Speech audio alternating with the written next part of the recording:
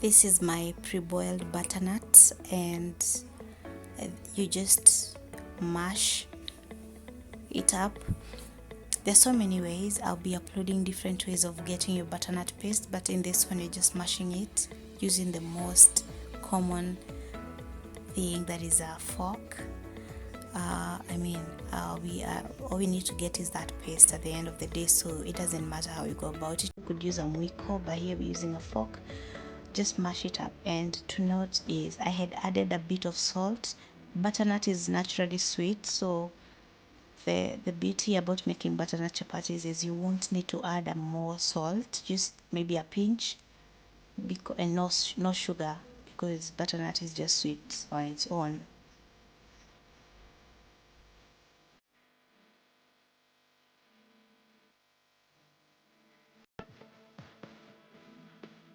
Once you've mashed your butternut, you add oil and salt, not too much. I won't add much since I had added when I was boiling the butternut, and sugar.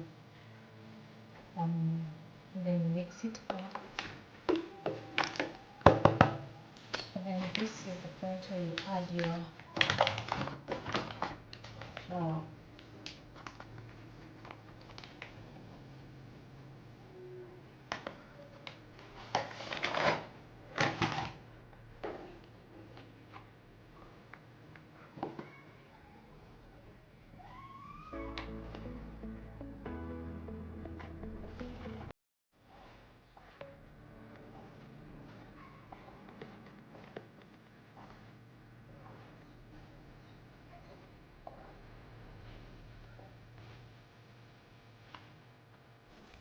And now I know most people don't like this, but this is where you exert all your pressure and strength as you need through the dough.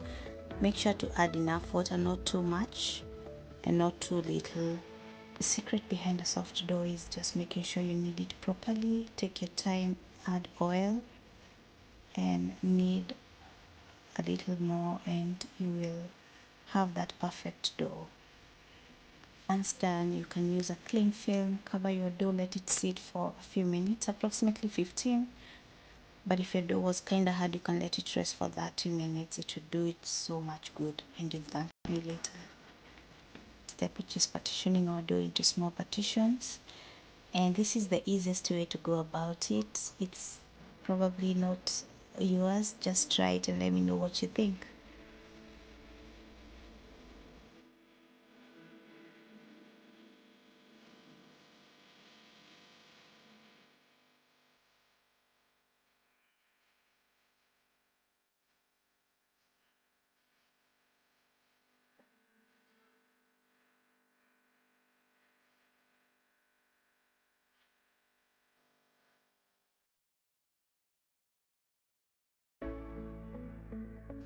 So at this point, this is where you roll and fold your chapatis to form layers.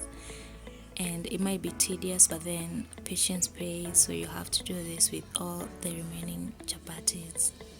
Like I always say, there's so many ways of going about this, but this is my favorite way to go about it. If you want to get those well defined layers, try it.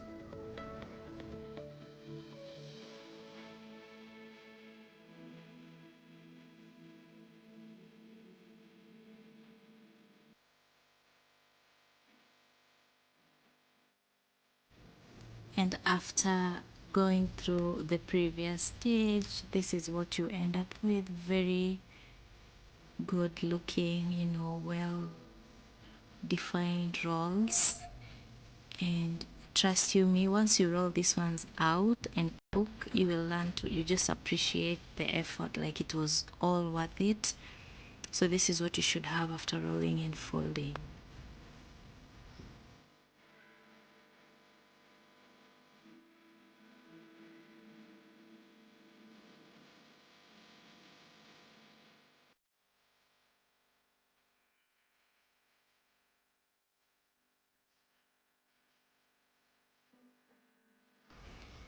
And this is the most, I think, challenging part of chapati making. Well, after the dough making, kneading, because people tend to say, oh, I can't get the shape right.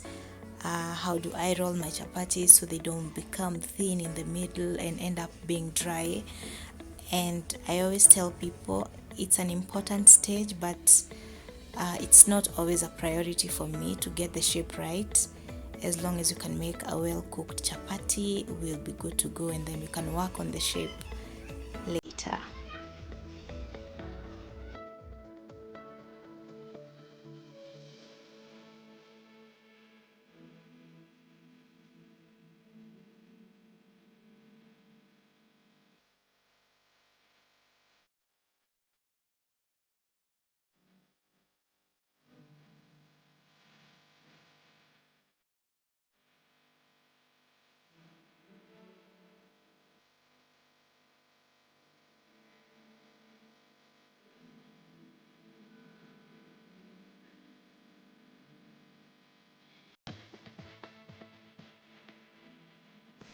So after you're done pre-cooking your chapatis, this is the point where you start now cooking them.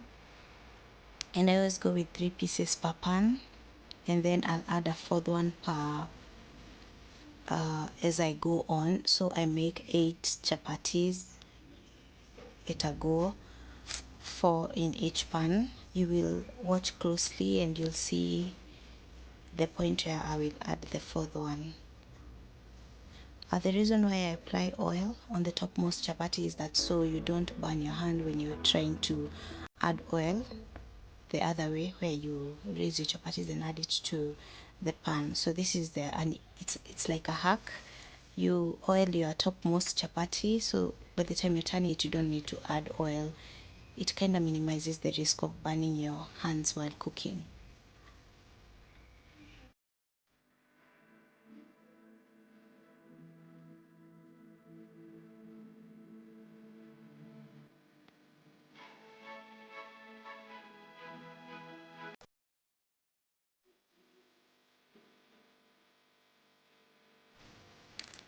Now our chapatis are ready, and this is how they should be looking. Once you're done, you can tell from how they are folded, you can see the layers pretty well defined. And here is your outcome. So all the hustle, all the rolling, and all the, the tedious work finally pays off, and you can enjoy your butternut chapatis. I hope you learned a thing or two. Keep it right here for more recipes. If you haven't subscribed, click on that subscription button, like, share, and comment. Tell me